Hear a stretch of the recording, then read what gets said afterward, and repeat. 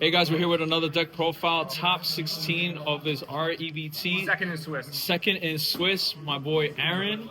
What deck did you play? Spot boys, Dream Frog. Dream Frog. YPFL, baby. YPFL. YPFL squad. Can you get into the deck profile real quick? Yeah, I just want to say that obviously this is not my deck. This is James R, Bronte, Danny Yu. This is their creation. Nice. I really worked off of what they did, mostly Danny Yu's list. Nice. So I got to give them the shout out. I made a couple, changes, but I don't really think I did much of a value add to the overall deck. But I'm happy to kind of go through the deck and share my perspectives. Absolutely. And I'm not going to go over stuff that's kind of self-explanatory. So for example, we played 13 frogs. Standard to match It's out. all standard. I'll give a shout out to Death Frog. He's the boy. You bring him out a lot. He crashes into stuff. He's honestly a bomb when you have Fishborg live because you always have a level 6 live. You search him with Duke Frog that makes Solex live. Honestly, even when you draw him, he's pretty good. He's overall the boy. Wouldn't change anything here. Incredible. Then we play 7 bombs. I think 7 is the correct number. This is Denny Yu's lineup. 7, Okay. I think, is the correct number. Some people play 5, some people 6, but 7, you're seeing it. You're not really bricking on it. And honestly, this is really your win con. You don't I guess these guys kind of get you there and thinning out your deck, but you really need to see these guys.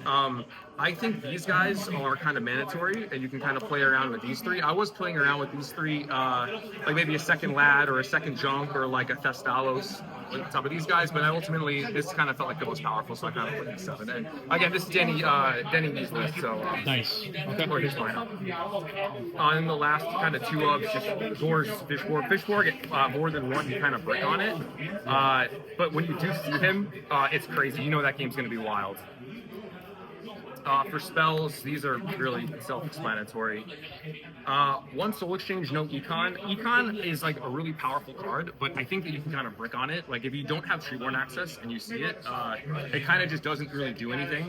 Solex is kind of always reliable. Also, Econ uses side out a lot in game 2 and 3 because if you get crowed or you get soul released, you just don't have access, and it's also a good card. And also, I personally just think that Soul Exchange, Substitute this is the best 2-card combo in the format. This is way better than Sure Up and Whirlwind. Usually when you see this and you go second, you're going to win that game. Yeah, if I could fit more, find a reason to play more, I would do that, but I can't. So 1, and I side a second 1. I played 3 Upstart. Again, this is Denny Yu's innovation. I've kind of followed his thesis where you use the games where you don't see your engine, and this just kind of gets your engine going. There was 2 games that come to mind where I looked at my hand and it was 5 dead cards, and I drew this is my 6th card, and I went Upstart into another Upstart, and then I got 1 for 1, and then now all of a sudden my hand is lit. And I had another game where I think they went first and they ended on Duke Substitute, and again I had 5 cards, 6 cards was Upstart, 5 cards were dead. I went Upstart, another Upstart, went Rain, and all of a sudden my whole hand was lit. So it just kind of gets you there a lot of the time. One of the biggest cons with this card, I was talking to James talking about this, is that it makes side decking really awkward when you're playing these 3 over maybe the 4th Discard Trap or the Fader and Dandelion. But the way that I kind of solved that, and this is kind of counterintuitive most of the time when you play Upstart, I just sided them out. So I wouldn't side all 3 out, but I was very liberal in wanting to side out 1 or 2 copies, just because these kind of are blank cards, and theoretically when you're playing game, you want to side into cards that are going to be more impactful. But I don't think I would play this deck without the 3 Upstarts. That's how impactful it was. 2 Avarice, 2 Salvage. This might be maybe the more controversial idea. A lot of lists play 3 Avarice, no Salvage, or maybe they'll go 3 Avarice, 2 Salvage, or 3 Avarice, 1 Salvage. Avarice is your power card. In this deck, it kind of is your Miracle Fusion, but you do brick on it when you draw multiples, or if you just don't have your Substitute access. Yeah. So it can get a little awkward, and I definitely have lost games where I just draw 2, and I never went going, so I just kind of... Salvage, I think, though, is insane. I think if you're not playing this card, it's insane. When I originally started playing this deck, I was playing Bronte's list, but with the combo oriented one that he won Nats with. And he was on 2 Salvage, and honestly, I like Salvage more than I like Avarice. This card does so much for you. When you have when you open up and you have Salvage or Water and Swap Frog, it's search or substitute. This card is really run for substitute against your whole engine online. Mid game you can salvage, get 2 swaps back, give a charge Swap Frog, you can bounce a Monarch back. You can salvage, you can get 2 cards to discard for your traps, discard for your fish boards. You can just use it and get a 2 frog back and then harden. This card does so much, it all seems to the game. I genuinely think it's better than Avarice, and I would not play the deck. I think this is the perfect ratio, but I would not play this deck without Savage. Also lets you play through DVD. This card is insane. Like, it literally does so much.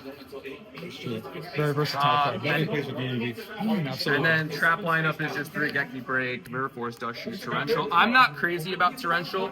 And honestly, like, I think this deck, if you don't, it kind of back to Upstart, if you don't brick on this deck, like, almost every game feels winnable unless you, like mess up. And I'm like, I've messed up before. Like, I messed up, like probably more than I should. But, like, this card will win you games that you're going to lose, or, like, you kind of draw a dead hand. You kind of have, like, Deep Frog and then Torrential, and, like, this kind of gets you back in the game. When you're winning, it can be a little awkward, but you can always discard it with one of your discard outlets. It can kind of, like, you can lose games because you set this when you don't need to and you shut off your Treeborn access. That kind of, like, separates a good player from a great player. And I've definitely lost games because I've done that to myself, but, like, you just gotta be careful with it. Like, ultimately, like, it's Torrential. Like, I think you need to play it. You didn't like the legacy of Yadas in the deck?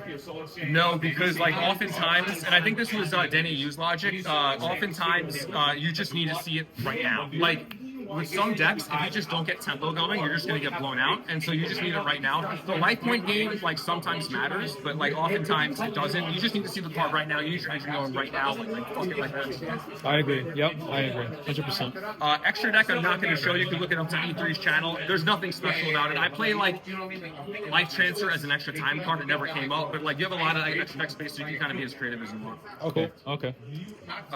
Side deck, double Kaiku. This card's broken versus value, double Vanity Fiend. This is for the go wide decks, Lightsworn, Amaryllis, anything that's kind of aggressive. Double DD Crow. I was originally on 1 DD Crow, 1 Soul Release, but I was expecting to play a ton of Dream Frog Mirrors.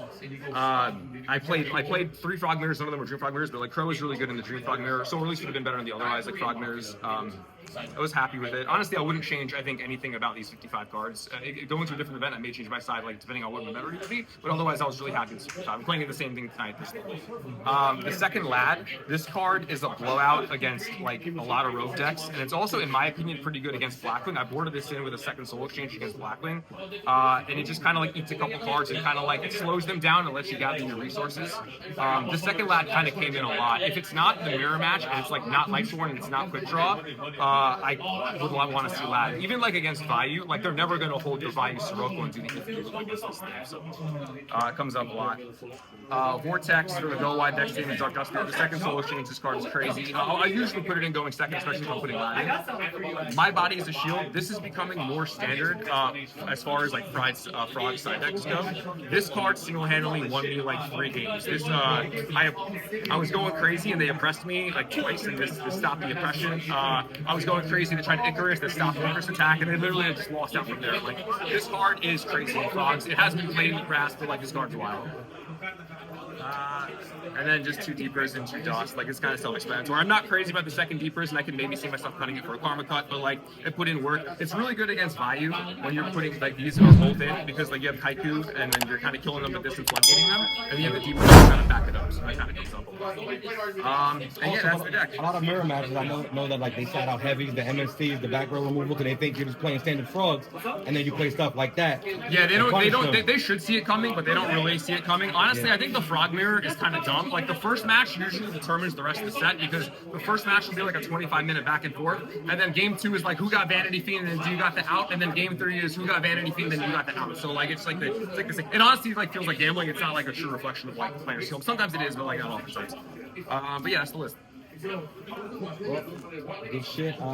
Deep explanations. I didn't even have to ask many questions. You had a lot of input by yourself. I appreciate it. Well, I want to ask, your last match when you played, how was your match against Murray on the final match? Murray cooked me. Game 1, so this, I think Frogs against GB, GB is favored, but it's not as favored as everyone thinks. I think Fraser did a talk about this. It's not as favored as everyone thinks.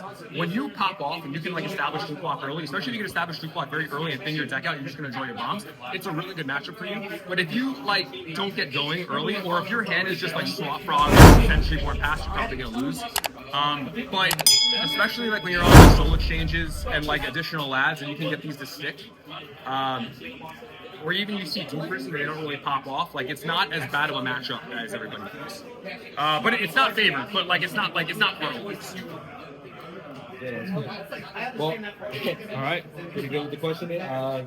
Congrats on Thank you, making the brother. top 16. Hope I win it the next one. Second place in Swiss. Thank you. Congrats, Are congrats. you gonna make it to the next RBT? Yes, I travel pretty frequently, so next whatever event it is, I'll probably be there. I believe the next one is in. What's Congrats on the top, the bro. next one in Canada? Thank you, correct? brother. Next one, I'm probably not gonna be Cali, not that one, but like all the ones. Awesome. Thank you, Aaron. Appreciate it. Congratulations. Any No shout outs? shout-outs. Any shout outs? Any Shout shout out outs? to all the boys at G Seats. Shout out to the absolutely the training ground. I couldn't do it.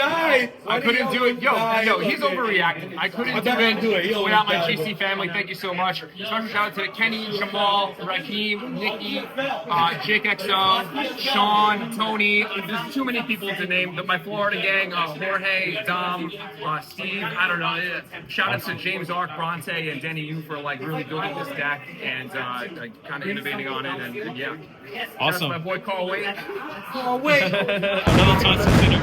Awesome, man. Thank you again. We appreciate you. We out here. Take care. Chris Peace signing out. out. Living in Signing knowledge. out.